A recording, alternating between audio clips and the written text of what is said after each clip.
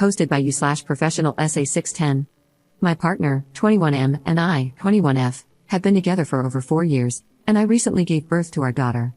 We had kept the pregnancy to ourselves until our baby was born happy and healthy due to concerns about complications, as I faced a high-risk pregnancy.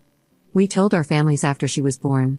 While my family was ecstatic, his family questioned if we hid it for ulterior motives. They've always strongly disliked me and believe I'm only with their son for money. Yesterday, we took her to meet her grandparents on his side, and after some polite conversation, they dropped the bomb that they would be doing a paternity test, which he had agreed to.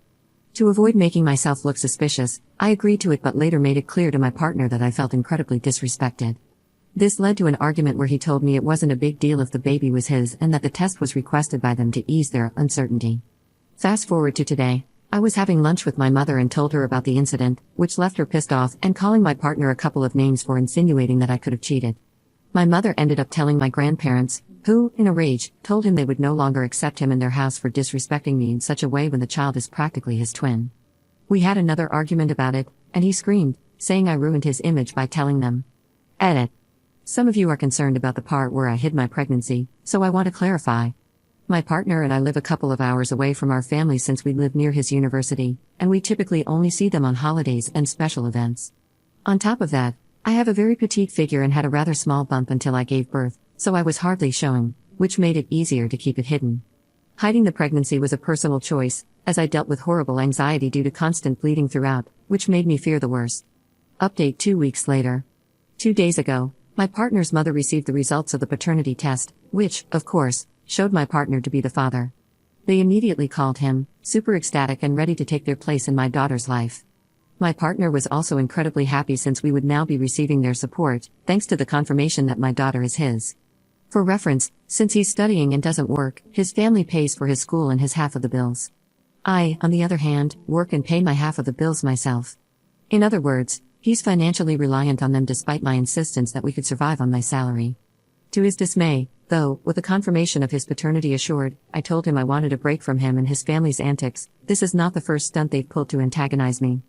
And before this is flooded with questions about why I didn't leave sooner, I was naive and thought our love for each other would overcome their disapproval of our relationship. It didn't, and that's clear to me now. We ended up arguing over it, but against his wishes, I packed a bag for me and the baby anyway and drove to stay with my parents. He apologized that night and agreed that his part in the whole paternity stunt was messed up, but he still felt it had to be done, even though he was certain she was his. Fast forward to yesterday, he texted me asking if I was willing to see him, as he missed me and the baby. I agreed, assuming we could move past the whole ordeal.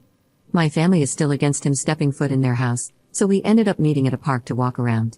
He apologized again and told me that the test was done so his family could trust me and willingly be a part of our daughter's life. Though I admitted that I had no intention of letting them be around her until they at least apologized to me. This enraged him, and he began screaming, claiming that as her father, I had no right to keep her from his family, no matter what they did. I disagreed, telling him that if they couldn't respect me, they had no reason to be part of her life. The argument went nowhere, and I left with the baby to go back to my parents. He has since been texting and calling me, saying that he'd take me to court if I deprive his family of access to her. I don't think my position on the matter is wrong, but to him, I'm the jerk for it. Edit. Before any more comments are made about my position regarding his parents, there's more to it than just the test. I had always stressed to my partner that I wanted his mother, specifically, at a distance from our child. This was due to how horribly she treated us both during the first year of our relationship, prior to us moving out together. Secondly, the woman is bipolar and abused my partner, both physically and mentally, when he was growing up, due to his ADHD and being more hyper. This is what he told me, at least. Knowing this, I'm obviously wary of his mother being around my daughter. The paternity test was just the final straw for me. Second update 9 months later. I wasn't planning to update, but upon seeing all the requests, I figured I'd do one. Since my last update, which was around 9 months ago, a lot has happened. As if the paternity test, awful in-laws, and disrespect weren't enough, my partner was also cheating on me. According to him, it was all emotional and nothing physical, although I find that hard to believe. It turns out these emotional affairs have been going on since I was pregnant, with multiple girls. He got caught after deciding last second to meet up with one of them at 11 p.m. one night. He claims they were just playing poker with a group and weren't alone together. Likely story.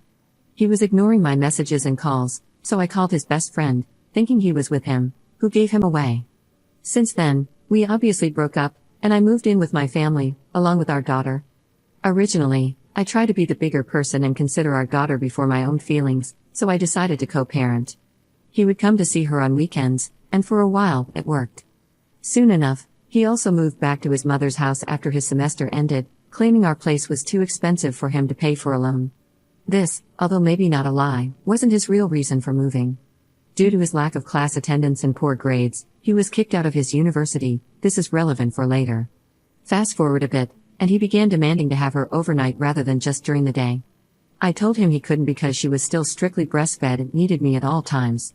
He decided to take the matter to court to argue for custody once and for all. Up until now, I hadn't asked him for a penny for our daughter or much of anything, really. If he saw her, it was his choice, and I never asked him to pay any kind of child support. After going to court, not only does he have to pay me a hefty sum for child support, but he also wasn't awarded partial custody. The court discovered that, on top of not having a stable job, he also didn't have a stable living situation after his mother kicked him out. Yeah, the mother dearest that he was at beck and call for left him homeless and disowned him after she discovered he was kicked out of his university. As much as I want to say it's karma, I don't believe anyone deserves to be in a situation like that. That was all back in June. Now, he and I are doing better. He's moved into a studio, and we agreed that he could have her every other week, plus on his off days from work. Admittedly, it's been hard not to break down whenever he's around me. I still feel a lot of the pain from discovering that I endured so much, only for him to seek solace with other women. But, for the most part, we've moved past it, and we're co-parenting without any major issues. Thankfully, I want to say I've come out stronger. Our daughter has become my main focus, and I've even advanced in my career to a point where I can live rather comfortably. It's not the happy ending I wish I could have had, if I'm honest, but given everything, I think it's the best one. Edit. When I said every other weekend, I did not mean overnight. He only has her during the day. In total, he has her about 8 days a month, just during the day. It's not 50-50 custody, as he still has no rights over her other than visitation. While it may not seem wise to abide 100% by the court rulings, my daughter adores her father.